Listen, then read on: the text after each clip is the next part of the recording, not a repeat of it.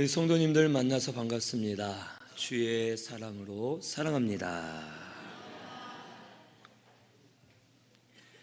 오늘 말씀은 요한복음 9장 4절에서 7절, 예수님은 우리의 빛이라는 제목으로 말씀을 상고합니다. 오늘 이 말씀은 잘 아는 이 실로암에서 맹인이 눈이 떠진 사건입니다. 예수님께서 제자들하고 길을 가시다가 태어나면서부터 맹인된 사람을 만나게 되었습니다. 그런데 바로 제자들이 이 맹인을 보면서 예수님에게 물어봅니다. 예수님, 저 사람은 부모의 죄 때문입니까? 아니면 본인의 죄입니까? 왜 태어나면서부터 맹인이 되었습니까? 하고 물어봅니다. 그때 예수님의 대답은 3절에 기록된 대로 이 사람이나 부모의 죄로 인한 것이 아니고 그에게서 하나님이 하시는 일을 나타내고자 함이라 라고 말씀하십니다. 그러면서 오늘 본문에 때가 아직 낮음에 나를 보내신 이의 일을 우리가 하여야 하리라 라고 말씀하셨습니다. 이 때가 아직 낮이다 라고 말씀하셨는데, 낮은 빛이 있어야 낮이고 빛이 있기 때문에 밝아져 있어서 일을 할 수 있다는 것을 말씀해 주십니다. 이미 이때는 예수님 말씀하실 때는 낮이고 이미 이 세상에 태양이 있어 낮을 계속 사람들은 경험하게 됩니다. 근데 예수님이 때가 이미 낮이다라고 말씀하신 이유는 오늘 우리에게 영적인 낮과 밤이 있음을 가르쳐 주시는 겁니다. 그리고 예수님 말씀 5절대로 내가 세상에 있는 동안에는 세상의 빛이로라 라고 말씀하시면서 예수님이 빛이 되어 주시고 예수님을 통해 영적 낮이 임하여서 하나님의 일을 할 수 있게 됨을 가르쳐 주시는 겁니다. 즉, 낮이 돼야지만 하나님의 일을 한다는 겁니다. 이 하나님의 일은 예수님에겐 십자가의 사역, 구원 사역을 말합니다. 그리고 오늘 우리에게도 예수 믿어 구원받은 우리가 우리의 영이 자라나고 만들어지면서 구원을 이루어 가는 것이 하나님의 일입니다. 이 하나님의 일을 영적 낮이 와야지만 할 수 있다는 뜻입니다. 그 말은 즉 낮이 와야 하나님의 일을 깨달을 수 있고 볼 수 있고 영적인 낮이 와야 하나님의 일을 행할 때 내가 살아나고 변화되어 점점 만들어져 가고 구원을 이루어 갈 수 있음을 가르쳐 주십니다. 마태복음 5장 8절에 마음이 청결한 자는 하나님을 본다고 했습니다. 죄의 어두움을 거두어내고 빛이 임해야 하나님의 역사, 하나님의 일, 하나님이 행하시는 것을 보고 알고 우리도 행할 수 있다는 겁니다. 그래서 다윗은 항상 사울 왕에게 또 자기 아들 압살롬에게 많은 원수들에게 쫓겨갈 때 근심과 두려움으로 마음이 어두워질까 봐 두려워했습니다. 그래서 하나님께 구하기를 주여 내 눈을 밝혀 주옵소서 하고 항상 자기 속에 빛이 임해야지만 하나님의 일을 찾을 수 있고 알 수 있고 그것으로 힘을 얻어 계속 하나님의 길로 갈 수 있기 때문에 자기의 눈을 밝혀달라고 믿음으로 고백하는 겁니다. 예수님이 이 세상에 빛이 되십니다. 우리는 예수님으로 우리의 심령도 밝아지고 영적인 낮이 와야지만 우리가 하나님의 일, 하나님의 역사를 볼 수 있다는 겁니다. 이 말은 무슨 뜻입니까? 하나님의 역사가 안 일어나고 있는 게 아니라 우리에게 하나님의 역사, 구원 사역은 계속 일어나고 있는데 우리가 보지 못하기 때문에, 우리가 깨닫지 못하기 때문에 낙심하며 소망을 잃고 믿음으로 설 수 없음을 우리에게 가르쳐 주시는 겁니다. 오늘 우리 신승교회 성도님들은 예수님의 빛으로 심령들 가운데 영적인 낮이 오기를 바랍니다. 낮이 와서 내 심령이 밝아지면 지금도 하나님의 은혜, 하나님의 일, 하나님의 역사가 보이는 겁니다. 하나님이 지금 나를 통해 역사하고 계시는구나. 하나님이 지금 나에게 은혜를 주고 계시는구나. 이것을 깨달을 때 우리가 힘을 얻게 되고 다시 일어나서 하나님의 일을 감당할 수 있음을 우리는 알아야 되겠습니다. 예수님이 우리의 빛이 되십니다. 예수님의 빛이 오늘 이 시간 임하여서 영적인 낮이 심령들 가운데 임하는 우리 성도님들 되시기를 바랍니다. 그래서 예수님은 밤이 이제 올 텐데 그때는 아무도 일할 수 없다고 4절에 말씀하십니다. 이 밤이 온다는 것은 겉으로는 예수님이 십자가에 못 박혀 죽으실 것을 말씀하십니다. 예수님이 십자가에 못 박혀 죽으셔서 예수님이 안 계시기 때문에 밤이 온다라고 말씀하시지만 실제로는 그게 아닙니다. 영적인 밤이 올 것이고 영적인 밤은 예수님이 육으로 계시든 안 계시든 마음에서 예수님을 버리고 떠난 자들에게 올 영적인 밤을 말씀해 주시는 겁니다. 예수님이 붙잡혀 죽으실 때 제자들은 그 마음에 예수님을 떠나 있었던 겁니다. 그래서 제자들은 마음에 영적 밤이 왔고 저들은 영적인 밤이 옴으로 인해서 두려움에 벌벌 떨었고 예수님을 버리고 자기들 고향으로 가서 물고기나 잡으며 하나님의 일을 멈춘 겁니다. 그런데 이 가운데 막달라 마리아라는 여인이 있습니다. 7 귀신 들렸던 막달라 마리아는 예수님이 죽으셨지만 마음속에서는 예수님을 계속 붙들고 있었던 겁니다. 마음에 안타까움과 슬픔이 있었지만 예수님을 붙들고 그의 마음이 영적 낮이었기 때문에 계속 예수님을 찾아다니는 겁니다. 예수님을 장사하고 그 앞에 돌문으로 막아놨습니다. 그리고 거기에 로마의 임봉을 했죠. 임봉을 했다는 뜻은 뭔지 압니까? 문이 열려 있어도 거기를 들어가면 황제의 명령으로 죽어야 되는 겁니다.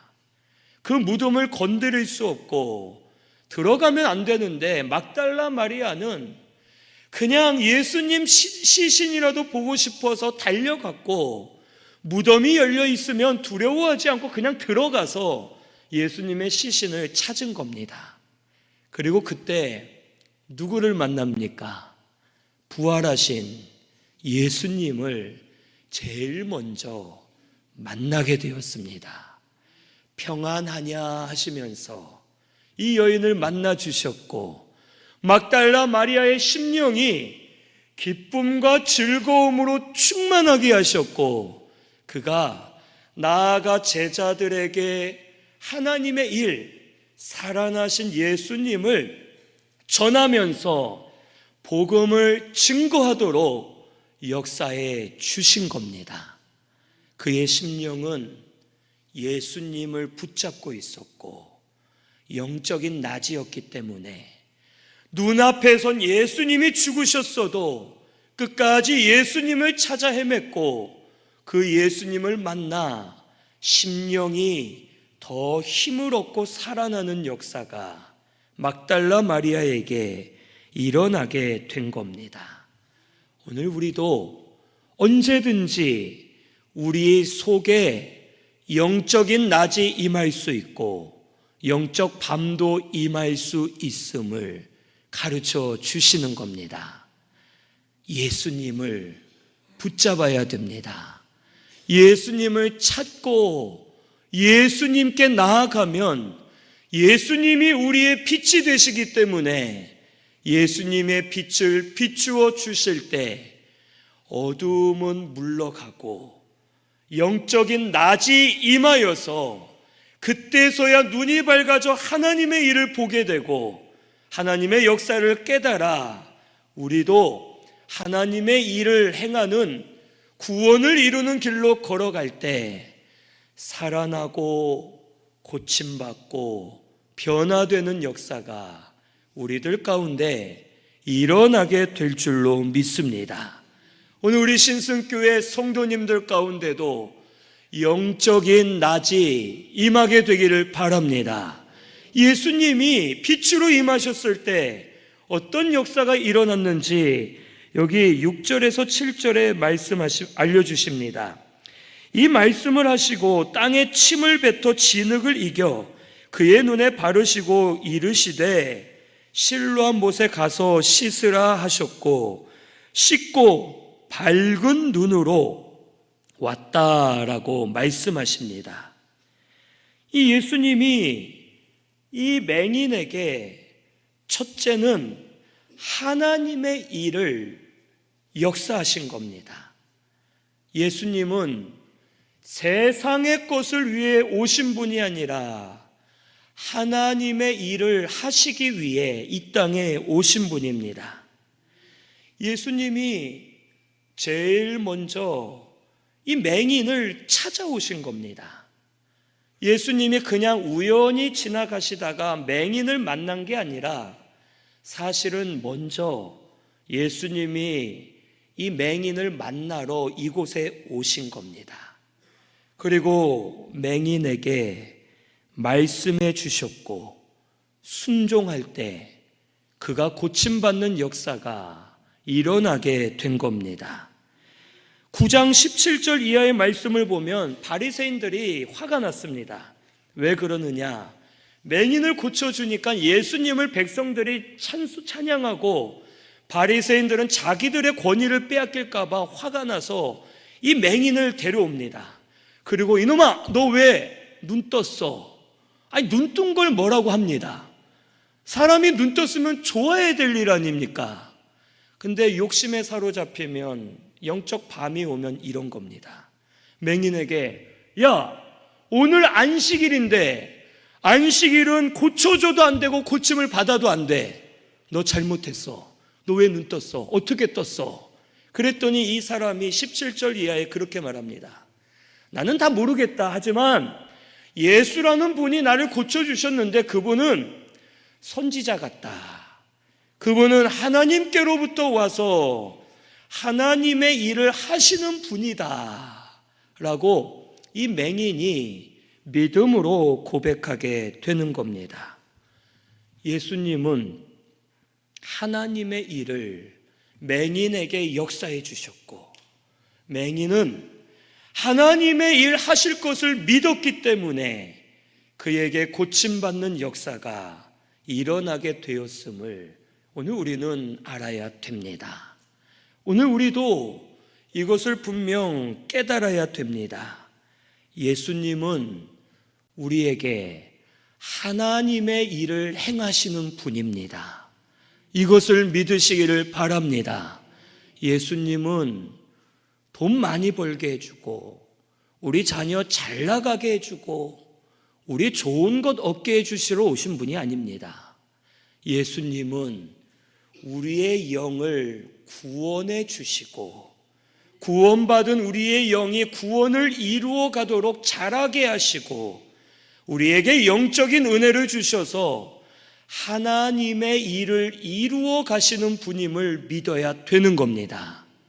그리고 하나님의 일을 우리 속에 이루실 때 때로는 필요하면 눈도 보이게 하시고 병도 고치게 하시지만, 그러지 않더라도 계속 하나님의 일을 이루어 가시는 하나님이심을 오늘 우리는 깨달아야 되겠습니다. 오늘 이 시간 하나님의 일이 우리 가운데 일어나서 심령들이 고침받기를 바랍니다. 심령들이 살아나기를 바랍니다. 그래서 우리도 하나님의 일을 보고 깨달아서 하나님을 믿고 의지하여 순종하는 성도가 되어야 할 줄로 믿습니다. 둘째로 예수님 하신 역사는 만져주시는 역사였습니다. 이 맹인에게 침을 뱉은 건 아니고 땅에 침을 뱉고 흙을 진흙으로 이겨서 그 진흙을 눈에 발라주신 겁니다. 예수님이 말만 하신 것이 아니라 예수님께서 직접 이 맹인을 만져주시고 맹인과 함께 하시면서 맹인을 고쳐주신 겁니다. 이것은 예수님이 맹인 자신에게 직접 일하고 계심을 알려주시는 겁니다. 내가 너를 위해 일하고 있다. 내가 너를 이렇게 만져가면서 너를 고치기를 원한다 하고 예수님이 알려주시는 겁니다. 오늘 우리도 이것을 알아야 됩니다. 믿어야 됩니다. 많은 성도가 교회는 나오지만 말씀은 나와 상관이 없는 것 같아. 내 기도는 안 들어주시는 것 같아. 다른 사람에게만 하나님 역사가 일어나지 나에게는 안 일어나는 것 같아 하면서 많은 사람들, 성도들이 하나님의 역사와는 내가 상관없다라고 생각하는 일들이 많습니다. 아닙니다. 지금도 예수님은 우리 성도님들을 찾아와 계십니다. 지금도 만져주고 계시고 지금도 직접 우리 성도님들 가운데 역사하고 일하고 계시는 예수님이심을 믿으시기를 바랍니다. 우리가 보지 못해서입니다. 우리가 깨닫지 못해서, 우리가 알지 못해서 말씀이 나와 상관없고 내 기도 안 들어주시고 나에게는 아무 역사가 일어나지 않는 것 같지만 지금까지 우리 예수님은 보고 계시고 만져주고 계시고 직접 우리에게 역사하시면서 일하고 계시는 예수님이심을 꼭 믿으시기를 바랍니다.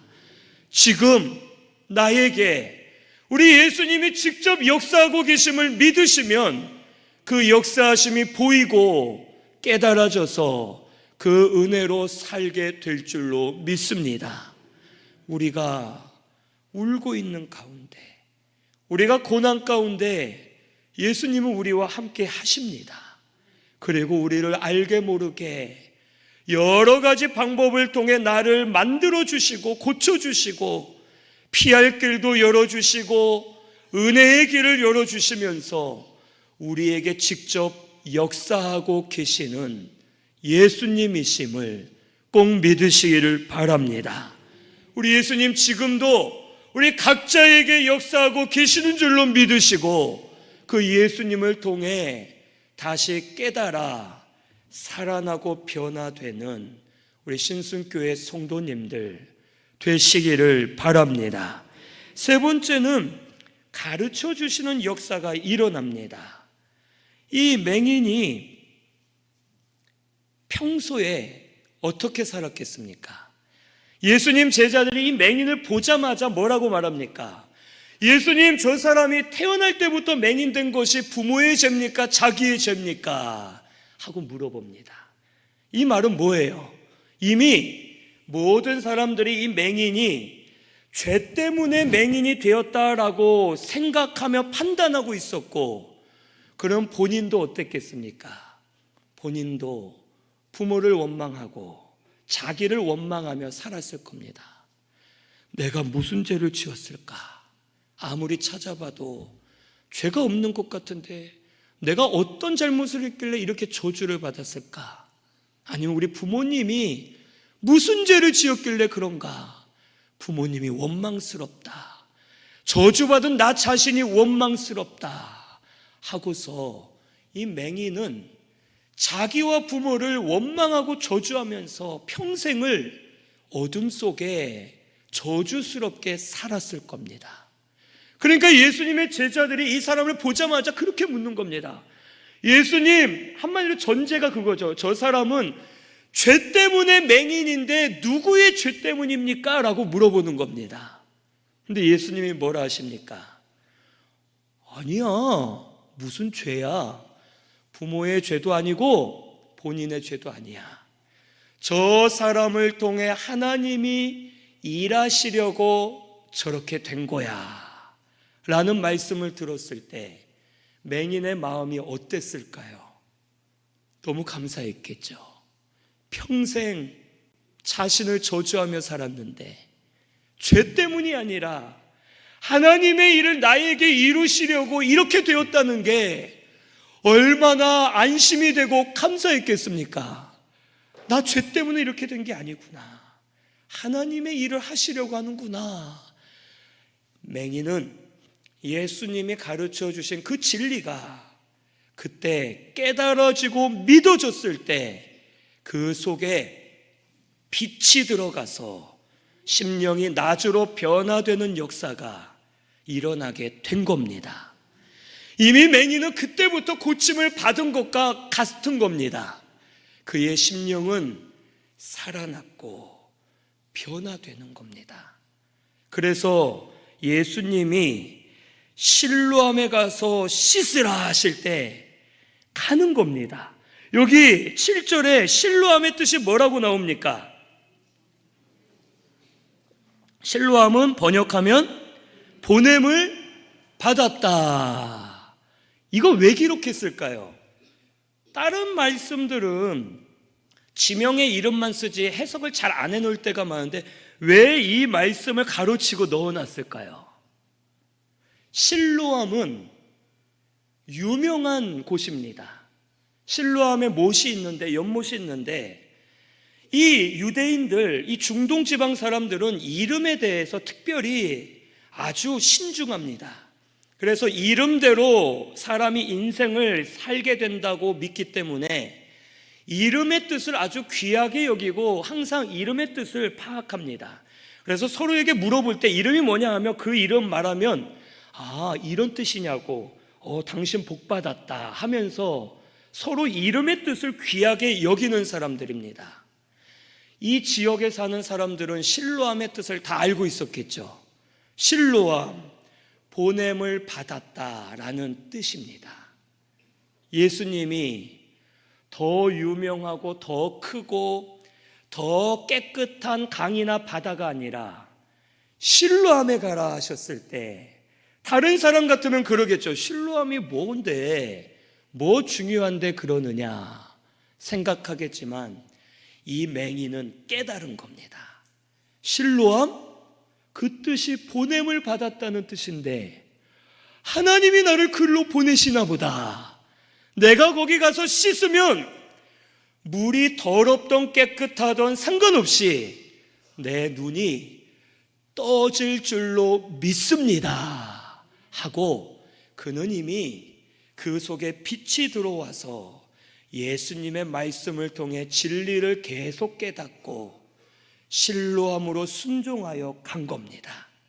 그리고 갈 때 눈이 떠졌는지 씻을 때 떠졌는지 알 수 없지만 눈이 떠지는 역사가 일어나게 되었음을 우리에게 가르쳐 주십니다.